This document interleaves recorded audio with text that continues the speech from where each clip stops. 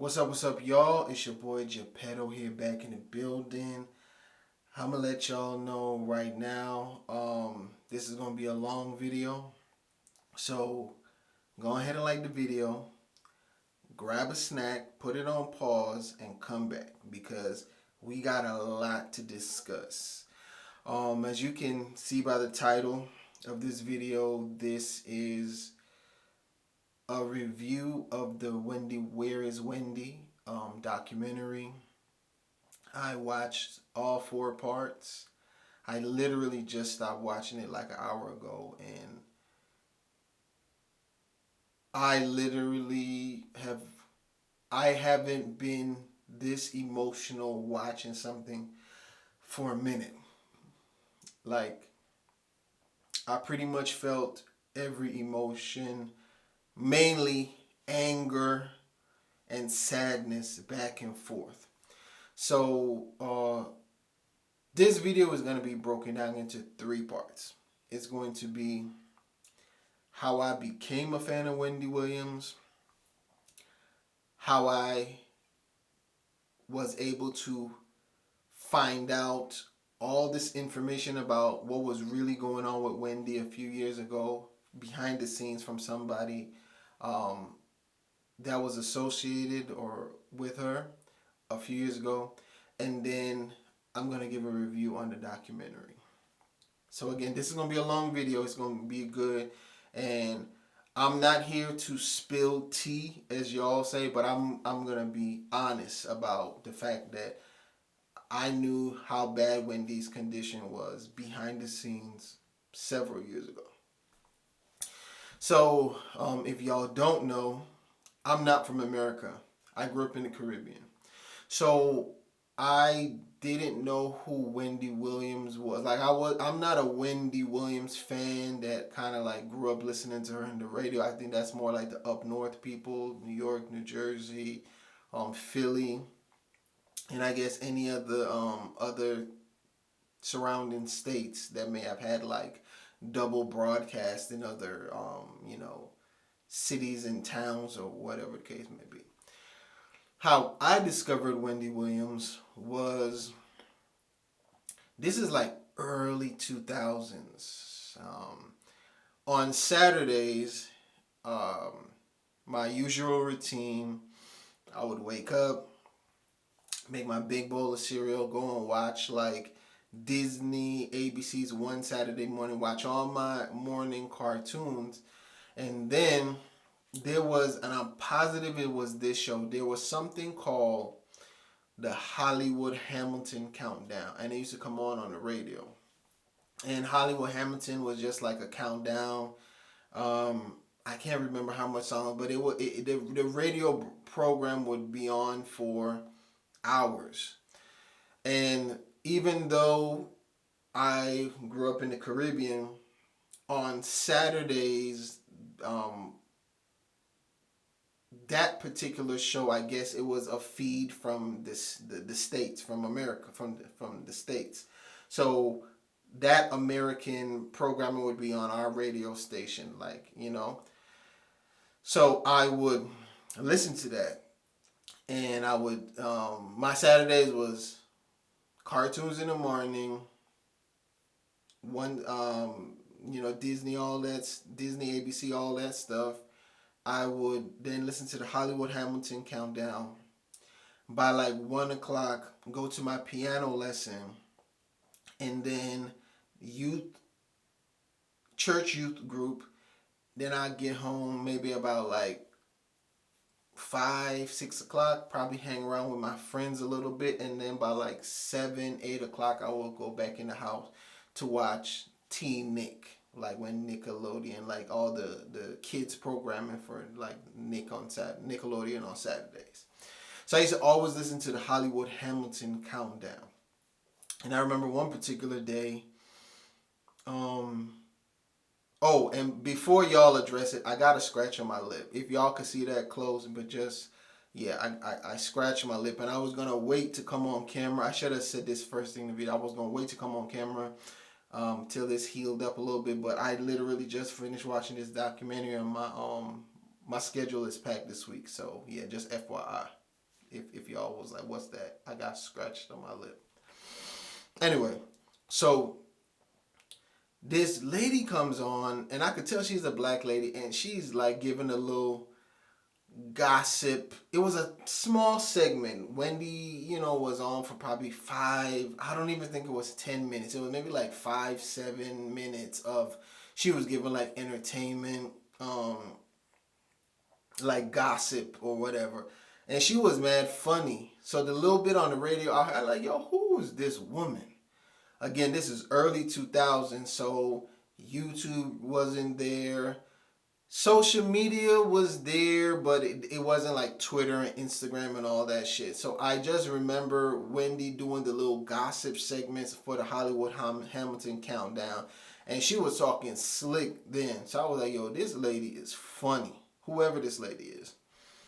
Fast forward, I think on BT had something. BT had something similar to, I think, Cribs at the time. And then I remember Wendy Williams was on it. So that's when I put a face to the name. I said, oh, this is the lady that be on the Hollywood Hamilton Countdown. And she was a unique looking lady. She was tall, the wig. And this is like old school Wendy Williams. So she kind of, the super big boobs. It was just like, okay, wow. But again, I was a fan because I thought she was funny. Then Wendy got the VH1 show. I think it was the Wendy Williams Experience. And then again, I thought she was freaking hilarious. Y'all, only people that I guess really know about how ratchet and raunchy Wendy Williams was back in the day can attest to this. I'm going to leave the interview in the description. But Wendy was so raw and like to the point that there's an interview with the singer. Wendy has an interview with the singer Blue Cantrell. If y'all don't know who Blue Cantrell, she was the one who said, "Hey ladies, if your man wanna get buck wild," that woman, right? This is like 2000s and something, and it's on YouTube, and I'll put it in the description.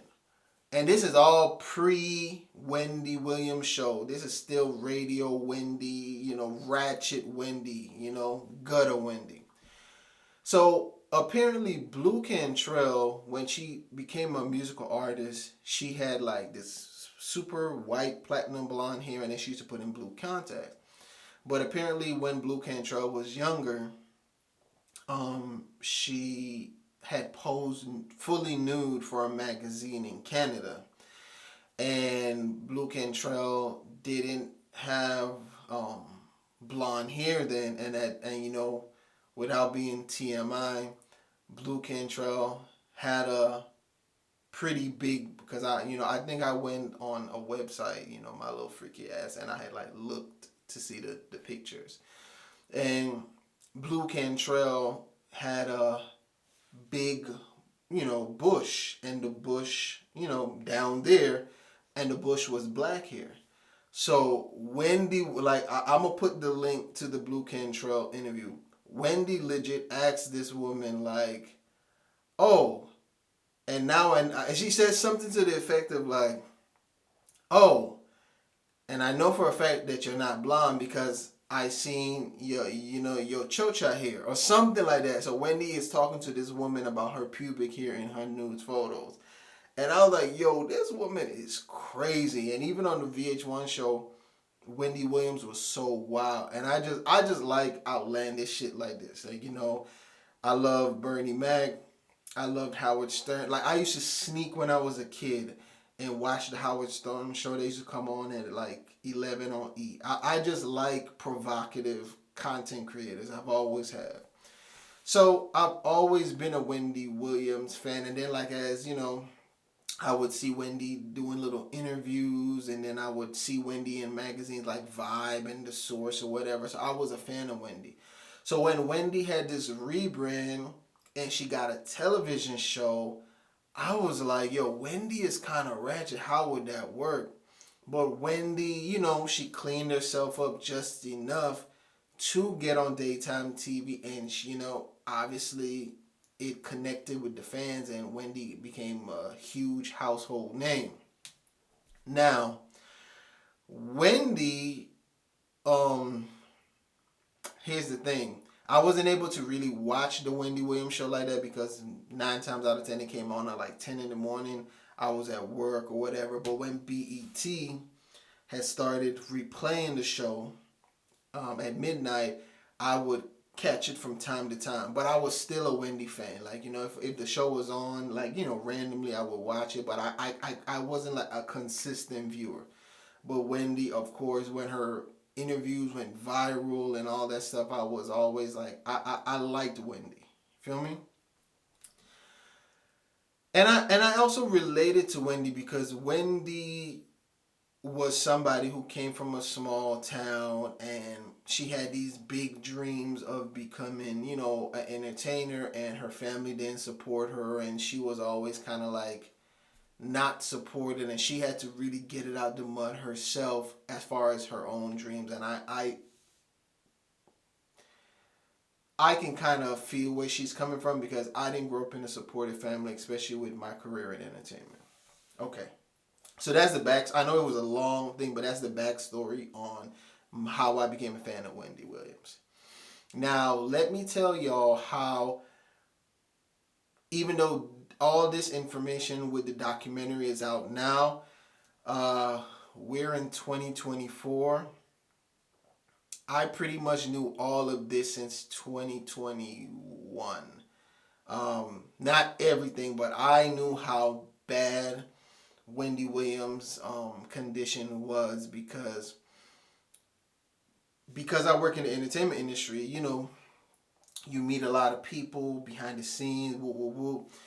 Y'all would be shocked at some of the celebrities that I have met, hung out with, been on set with. And I guess because I'm in my 30s now. Probably if I was in my early 20s when I was really caught up on social media, and I always wanted to take a picture every 5-10 minutes to let people know what was going on.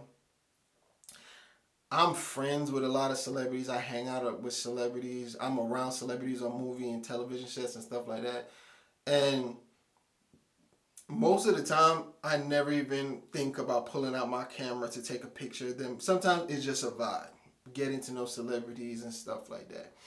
And I'm normally like the protective person of celebrities, meaning like if we're all out and then I already know the celebrity wants to be low key and like some fans catch them, I might be like, hey yo, so and so, they just want to chill today. Like, no pictures. Or if we're in like a little close space and it's vibes, and I might tell everybody like, yo, hey, everybody put their phone up, like, yo, this is just a vibe. I'm always like aware of what's going on, and that's why a lot of people in entertainment fuck with me because I'm a confidant. I'm always like, looking out because, one day I'm going to be a celebrity and I want people to treat me the same way. I don't want people plotting on me or whatever.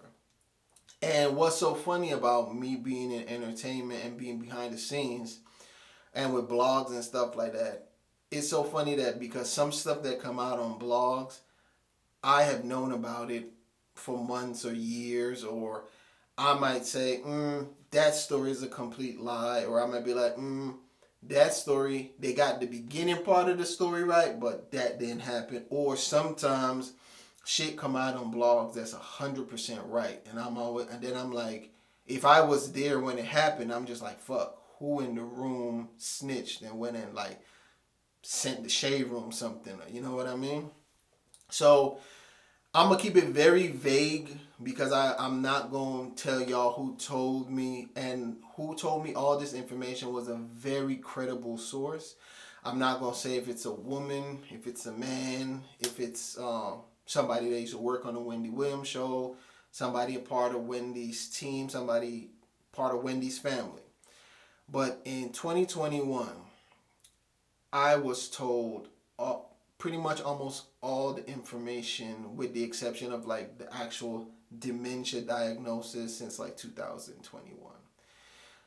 So randomly, behind the scenes, um, you meet people. You know, I've hung out with, even if I've not met the celebrity, I've probably met somebody on their team, a family, like just being behind the scenes that happens. So I get introduced, and this is like around the time when Wendy was in the news heavy. It was like her divorce happened, and then we're still in the pandemic, so her divorce happened. Then it was shit with Kevin and the side chick and the baby, and then Wendy was, looking sloppy in public, and then Wendy, it was stuff with Al. It was just so. Then it was stuff with Wendy's health, and she's in a sober house. It was just like all these things were coming out back to back in the media about Wendy, and it was like bad press. Then, so I remember when I talked to the person, and they let me know their association with Wendy. Oh, and then just let me put a little FYI in this. The person who told me what I'm about to tell, and I'm not going to say everything that the person told me because I'm still a confidant, and the only reason I'm saying it is because the documentary is out. But the person who told me what I'm about to tell y'all is very credible. They are so credible that they was in the documentary. So the person who told, and again, I'm not going to even tell y'all who told me, but the person who told me all of what I'm about to, well, not all, I'm going to keep some stuff out, what is in the documentary. And I even looked in my phone to make sure I still had that person's contact, and I still do. But again, I'll never disclose who that person was. So all of this bad stuff was coming out about Wendy in the press, and when I met this person associated with Wendy, I just was like, I don't pry. That's the one thing. I don't pry to find out information or tea or whatever. I don't pry. So I was just like, man, I hope she's doing, better. And the person was like, nah, Wendy isn't doing well. It's pretty bad. So I was like, dang. So the person compared Wendy to two different celebrities, right? And again, I didn't pry. I didn't ask for any information. The person, I guess that day, that person just wanted to vent. And the person was like, look, I'm very scared for Wendy. I genuinely think she's going to end up like Whitney Houston. So I was like, what? And they was like, yeah, it's that bad. Like, I fear that I'm going to get a call.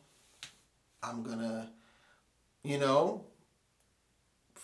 find out that somebody found Wendy dead in her bed, dead in the bathtub. It was that serious. The person did tell me that Wendy's mind was gone. She wasn't the same Wendy. And I want to say, after Wendy fainted, I think if you just look back at some clips, you would see Wendy, like,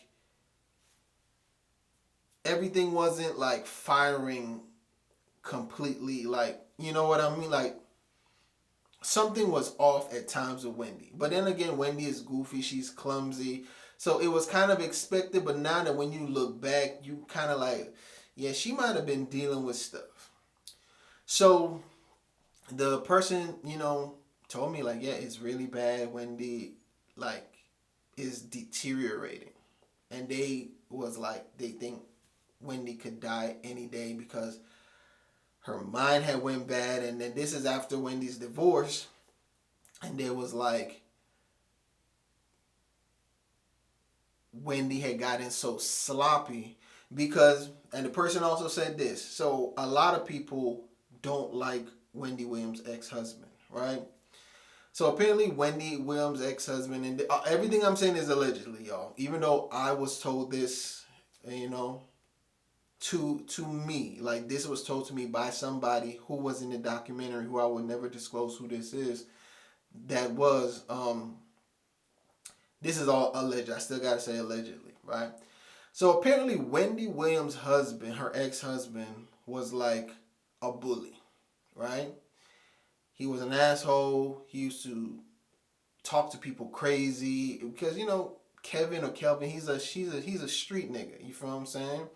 And who he ended up dating was like this mega superstar. And then you guys have to also understand that Wendy was a very disliked woman. Like, I know she did a rebrand when she got on TV as like, this kind of auntie next door. I won't say she would be the next Oprah because some people were saying she was an ex Oprah. No, Oprah, like if Wendy and Oprah are your two aunties, Oprah is your auntie that studied African American studies in college. She celebrated Kwanzaa. She used to get on you about your grades and all that stuff. Because Oprah's show was more like inspirational, more deeper subject matter and stuff like that. Wendy Williams is like the ratchet auntie that's gonna tell you, yeah, you can eat candy, yeah, you can stay up all night, yeah, you can have fun. And Wendy prided herself on being like not the anti-Oprah, but Wendy was nothing like Oprah. But they both crossed over to white audiences, and like white women loved the both of them. So the person went on to say that, but anyway, when Wendy was in radio, Wendy made a lot of enemies because before the Shade Room, before Baller Alert, before Hollywood on Lock, the Neighborhood Talk, Wendy was one of the gossip people that used to spill all the tea. So if you under 25 and you follow me, before all the blogs and all that stuff was popping, it was like you would get your gossip from magazines and radio. And Wendy was like the radio version of the Shade Room. She would tell a lot of people's business, and a lot of people in entertainment didn't like her. They hated her. And a lot of people wanted Wendy gone. And I mean gone in more ways than one. So Wendy was very much hated, but when Wendy got with her ex-husband, he was a street dude. He had some pull. Wendy felt protected. She finally had the protection she wanted. So the person told me Wendy's ex-husband used to talk to people crazy at her show. He was kind of a bully. He isolated Wendy, but the person told me even though he talked to people crazy, he didn't want nobody to talk. He wanted to be aware of everything that was going on. He didn't want no secret meetings with Wendy. He wanted to be in the mix of everything. He used to talk to people crazy, cuss people out, all that shit. But the person told me, but Wendy was always on point. Wendy was never late. Wendy, wasn't missing shows. Wendy was healthy, because he didn't play that shit with Wendy. Like, as we're going to talk quickly in the documentary, how Wendy was like snapping at people and talking to people crazy and stuff like that. There was like, she couldn't really pull that with him. So he was like a necessary evil in her life. And the person just went on to say that it was so bad with Wendy that they thought she was going to die. She was going to end up like Whitney. And then they also told me that Wendy's mind was very much like a Britney Spears. Remember I told you it was two celebrities. So they said Wendy was like in La La Land. So I found out all about this like in 2021.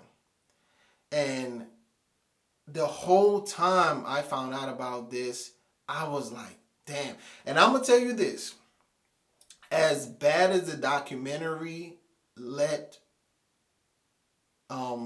showcase Wendy, from what the person who was associated to Wendy, who I won't disclose, what they told me, I think the documentary actually cut a lot of stuff out. Because what they told me was a lot more shit that was going on with Wendy. It wasn't just alcohol and health problems. And I'll leave it at that. It's not my business to share. But like, yeah, I think the documentary people kept it kind of cute. They put Wendy out there, but they still kept it cute for Wendy. And for like, after I had that deep, because me and this person had a long conversation, long, deep conversation, because the person was even saying that the powers that be, they didn't even really care about Wendy. It was more so like Wendy's family wanted Wendy to get well. They was like, she needs to take time off from the show. She needs like, and the powers that be was like, no, we don't have time for that. We need to get her well enough to do the show. She needs to be back and do the show.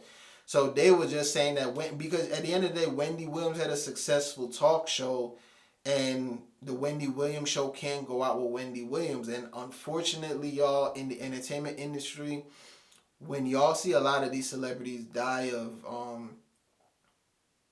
overdoses and alcoholism and all that shit, it's a lot of people who don't give a fuck about these celebrities, but they only care about money. Trust me. There's a celebrity I was close to not too long ago, and it was some shit I seen in their camp, and I brought it up to the team, and I was like, look, this ain't it. This ain't it. Something has to be done. Woo, woo, woo, woo, woo, woo, woo. And I got in some people's asses about it. And I kid you not, I probably like a few days later, I had reached out to that particular celebrity, and somebody from their team hit me and was like, hey, we know you mean well, but at this point, we just feel like you might have to back off of so and so. Mind you, I'm looking out for the celebrity's well-being, but because the team felt like maybe I overstepped my boundaries, I kind of was shut out. So that's happened. As far as the Wendy Williams documentary, it was heartbreaking.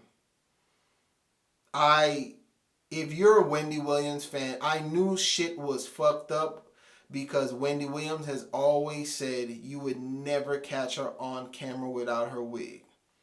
I remember it was a particular interview I watched where Wendy had said that the news reporter had asked her about her wig, and Wendy said, I have long hair, it's just thin. And Wendy told the lady, when the cameras turn off, I'll take my wig off and let you see. So when I saw the clips of Wendy in the promo without the wig, I knew some shit. I knew Wendy's mind was gone.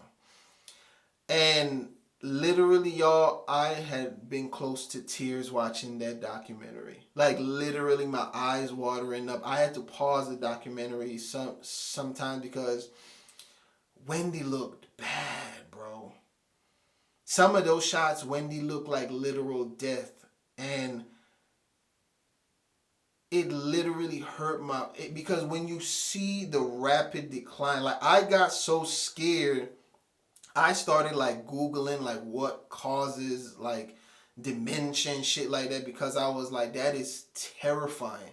And to know that Wendy self-inflicted that, because also another thing, what the person told me too, from the person who was associated with Wendy's divorce really hurt her. Like, she was heartbroken, and the person that told me that even if like it wasn't a secret that Wendy's husband was cheating on her, like that was like not a secret, but I think it's the fact that he had a baby on her, because Wendy had so much infertility issues that hurt her. So even though Wendy was acting like, when she divorced him, she was acting like, oh, she a city girl, da da da da da, they told me Wendy was heartbroken behind the scenes. Like, she was heartbroken. And then Wendy, like the documentary shows, she was lonely, That documentary made me so mad. Like, them greedy motherfuckers around Wendy Williams, like, y'all gonna get y'all karma, because that lady is in no shape to go back on television.